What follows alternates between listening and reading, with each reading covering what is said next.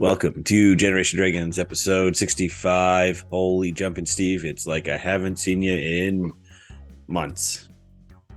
But right, it's been about a month or so since we recorded or even seen each other. So Truth, been on hiatus, but we're back in style. It's been a while, but we're back with style. So Here we go.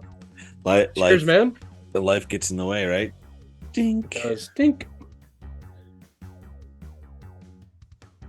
Just drink, Anyway. sipping the old Pepsi because I'm on call this weekend. So, Shitty. That sucks. Yeah. I'm definitely not drinking Pepsi.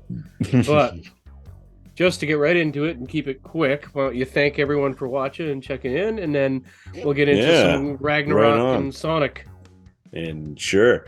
Yeah. So again, thanks everyone. We appreciate you tuning in. I know it's been a while.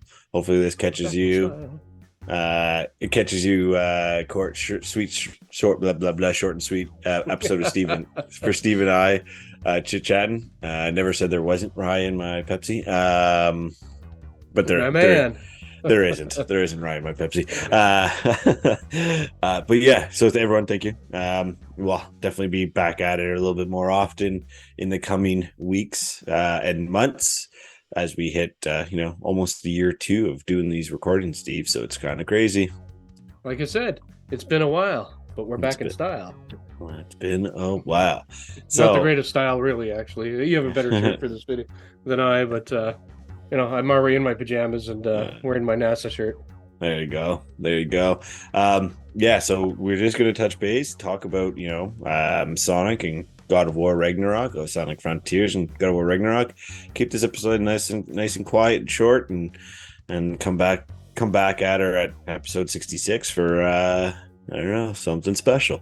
So, Steve, I know you haven't had a chance to play either of the two games. I've played both for a few hours over the last few days. They only came out just on Tuesday, and I only got Sonic yesterday afternoon, so it was kind of disappointing. But that's a story. Yeah, didn't GameStop throw off your pre-order? Yeah, so I mean, I want to blame them, but I also have to blame myself. So I pre-ordered on the PS5 on all the way through. Then I was like, oh yeah, Ragnarok comes out the same time that Sonic does, like the same day or day after.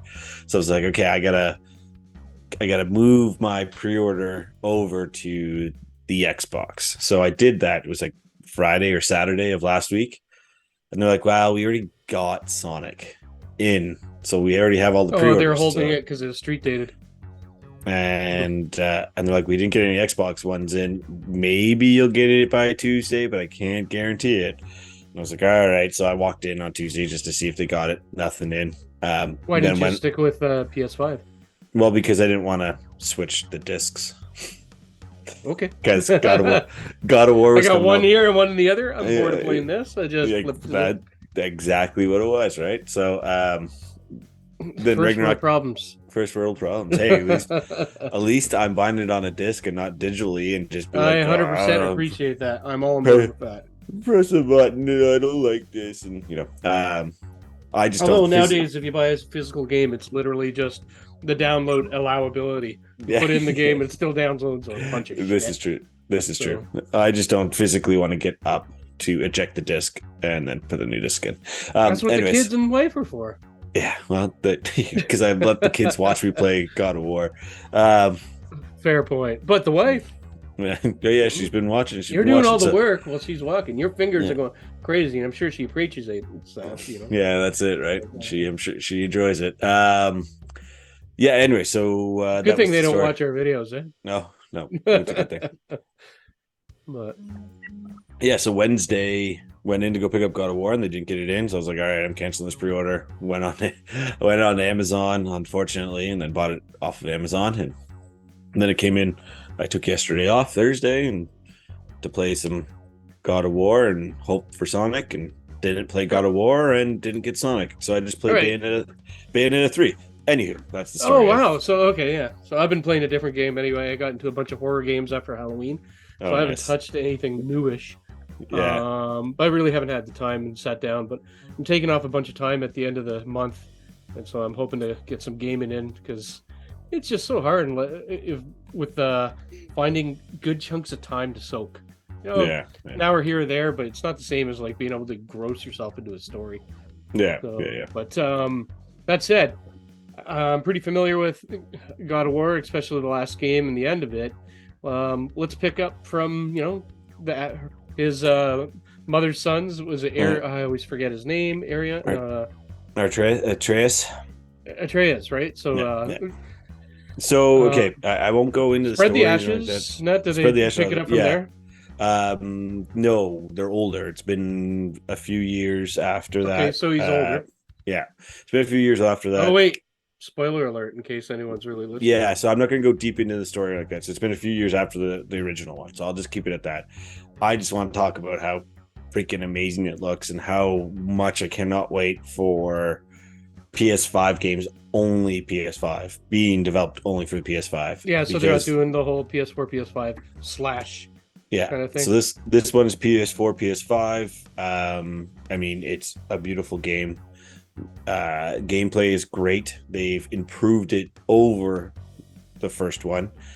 Controls really nicely. The transition between gameplay and cutscenes are seamless. Like there's no stoppage, no black screen, no loading, none of that stuff. The enemies designed so far are pretty good. They're pretty standard.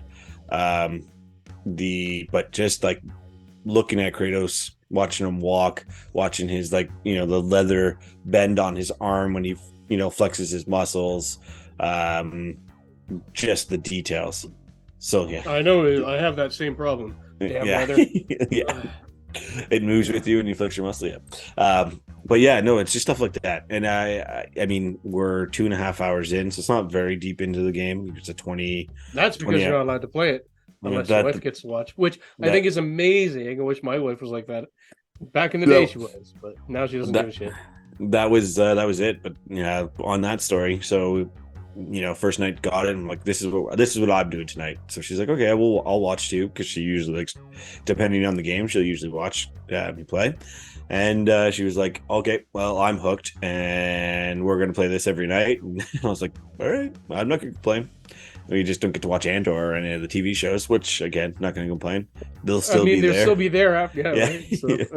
They'll still be there. So yeah, we've been playing God of War, a couple hours in. And then today jumped into Sonic. Finally got a chance. I played a little bit last night, but it was about 15 minutes. Open world. Explain. Yeah, so Sonic is versus other. Okay. So Sonic Frontiers. It gave me Sonic Adventure Dreamcast vibes, turning it on, jumping into the world. Let's go back 20 years to a great game. Exactly. Yeah, exactly. That's how I felt. I turned it on. Just when I get into the open world, or actually even the first level, because it's the digital world that you get in the first level. That's where all the speed is. So you get a lot of speed, the typical Sonic 3D Sonic speed where you're doing Green Hill Zone style of tracks and stuff like that, right? So I don't even know how to explain it, Steve. Like it's fast. It's clear, it's fast. You should have that pretty much perfected by now. You would hope, and you're so, playing right? it on a Series X. Like, come on. Yeah. So that with that, it gives me the Sonic Adventure vibes, which is one of my favorite Sonic games. It's probably the best 3D Sonic game since Sonic Adventure or Sonic Adventure 2. Everyone, that's a toss up depending on who you talk to. Better than Sonic Colors, but Sonic Colors was an open world, right? Adventure and Adventure 2 were the open world-esque games. Kind of, I guess, like Sonic Unleashed and Sonic the Hedgehog 2006. That was a garbage game, but that wasn't quite as open world. This is like, take Sonic Adventure, blow it up, throw in Breath of the Wild, throw in Shadow of the Colossus, with the Sonic speed. So expand on that. And the speed part, I think, is crazy. Do you find it too hard to control? Here and there. I've seen a few bits of, it's fast, like from what I've seen in some videos online. But explain why you get the vibe of Shadow of the Colossus. Because when you say that to me, I think, okay, it's boss after boss after boss. But it's not the boss itself. It's not the boss. It's not boss after boss. There are these large bosses in the world And they're not even, I guess they're considered mini bosses, but they're just giants, right? Sonic is this big and they're this big, right? Like, and you have to attack that type of style of Shadow Colossus. I've dated girls like that when I was young. They're all... You were this big and they were that big. Yeah. Oh, no matter what I say now, I can't come back from that. You got me. I was talking about them being tall, but now, you just took it to another level. That's so that's what I mean. It's a lot of just large bosses that are out there, and they're roaming around the open field. You don't have to attack them. They're nothing like, you're trying to unlock gears. So they're not aggressive and they don't go after you. No, unless you're going. You have to engage They them? don't exactly, and they don't chase you down. Like you can run away from it and go somewhere else. Some of the things I've noticed, and this has been the complaints everywhere. The loading in, the rail, you can see the rails in the sky starting to load in and stuff like that, which is so the stuff in the background is starting to project or render as you're approaching. Which is maybe they'll patch it at some point. I doubt it. I find Japanese games don't really get patched all that much, but maybe they'll patch it. That's a good point. Japanese versus American and European games. Yeah, they don't. Yeah, because they generally complete their games or are just willing to, fall on the sword if the game's not good, right? So there's that. The levels themselves are, so when you enter the digital world, the levels are great. They're fast. They feel like Sonic. Like you said, can be tough to control. Camera angles will mess up on you here and there. I mean, dude, I put 2.5 hours into it today in the middle of the day. Hopefully nobody at my work is listening to this, but I was on my lunch break. But anyways, so it was just 2.5 hours. But I was meeting with a customer. Yep. But so anyway, so that type of thing, like it's got me hooked. Like I'm gonna go after our conversation here. I'm gonna go keep playing a little bit of God of War with Kathy, and then when she goes up to bed, if she decides to go up to bed, I'm gonna jump into Sonic, right? Yeah, you're gonna dump in. I get it. Don't talk much, but you just gotta.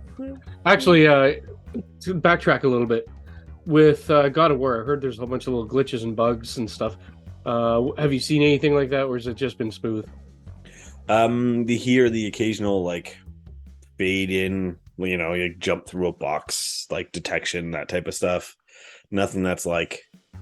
Nothing that I'm like game breaking. No, or like, oh well, I can't play this game because I went through a box type thing, right? Like there has been a few times where conversations with characters, and if they're in a little bit further away, not up in your face, the detail is kind of weak, which was sad. I was like, oh man, some of the textures in the world are a little underwhelming. So like just like snow, there's been parts where you look at the stone and the stone is like, you're like, that looks like snow, and then other times you're just like, that looks like hard plastic fake snow that they put on Christmas decorations. So like it's just stuff. Okay. Toss up. I think I got it. Basically, you went through a box and you ended up on your face. Got it. Yeah. So. Going through a box on your face, Steve? Anywho, so like the two games so far have been great. I mean, like I said, I've also been playing Bayonetta 3, which I've been a big fan of. Big fan of Bayonetta games. How's it look? Oh, that's not a good smirk. Why? The Switch is definitely showing its age. That's what it is. It's like the game itself is great. I mean, frame rate has been pretty consistent. I haven't seen any dips in the frame rate for how quick the game is. It's just like you're I don't know, you're building behind you, but in front of you is like there's no detail to it, right? It's just a flat picture with the picture, like the windows on it. Like it's, like I said, the Switch is showing its age. I mean, it makes sense. It's the technology from the OG PS4 and Xbox One from 2013. Like it's bound to happen. Almost 10 years ago. Yeah, exactly right. I mean, the console itself is, exactly. 2017 is when it came out. So we're reaching 5 years. Yeah. Almost 6. Yeah, so then on that, there's rumors. I mean, not rumors, but Nintendo's more or less said that they are developing a new hardware anyways, and there's going to have some backwards compatibility. rumor mill to me, I think it's going to be either if they do a full-on new Switch, which I don't think they will, I think all of it's going to be in a docking station. It'll be like a $200 docking station that you buy. You can use your old Switch, plop it in there. Game's still going to be back. Everything is going to be backwards compatible. Or you buy a brand new Switch. Like they have the OLED, so that's going to stay as is, and all the extra power is going to be within the dock. In the dock. Because it would be kind of neat because then you have to buy new hardware and it's cheaper, in theory. Yeah. So again, no idea if the development thing would be there, but it could be, right? The development could be there. With that though, you can't put too much more power in the handheld because look at the Steam Deck.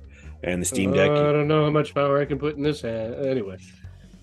The Steam Deck only lasts, like, depends on the games you're running, could last only a couple hours, right? Like hour and a half, 2 hours if you're running a high rendered game and stuff. So I don't think they're gonna go pump out another handheld style Switch with a bunch more power. I think it's going to be all in the dock, and it's going to be backwards compatible. Like, they're not going to go away from the Switch. I think the Switch is going to be exactly what it is. They're going to make improvements on it. When they make the improvements for power, it's going to be within the dock versus the console itself. Interesting theory. I hope you're right, because I'm already halfway there then. But well, exactly, right. You just have to buy. You pay $200 for the dock or whatever. I make up a number. Yeah, that's just it. Really don't know what it's going to cost with the hardware in it. But that's interesting theory. Yeah. So we'll see. But if anything, it'll come out when Zelda comes out in what are we, 7 months from now? So that's middle of next year in the summer. May. Spring. Yeah, spring. So, anywho, those are my impressions of it. That's a little bit longer than the 5-ish minutes that we said we were going to talk about Steve. But it's you and I. We always talk about. We always do this. Yeah. Longer.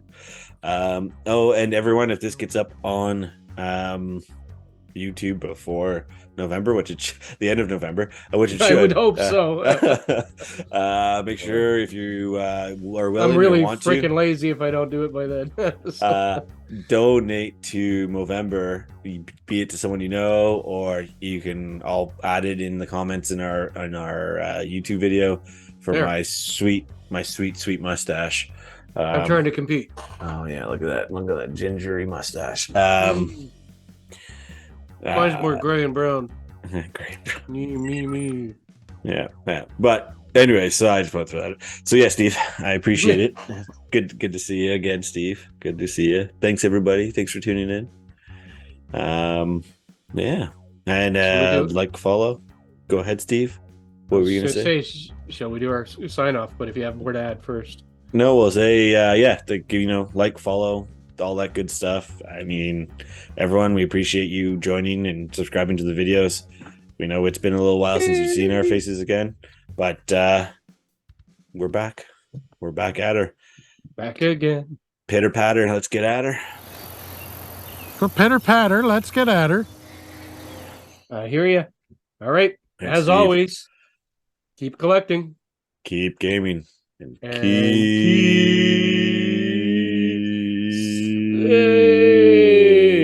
Dink. Oh man, that made us look like an old don't drink and drive commercial. Yeah. Dink.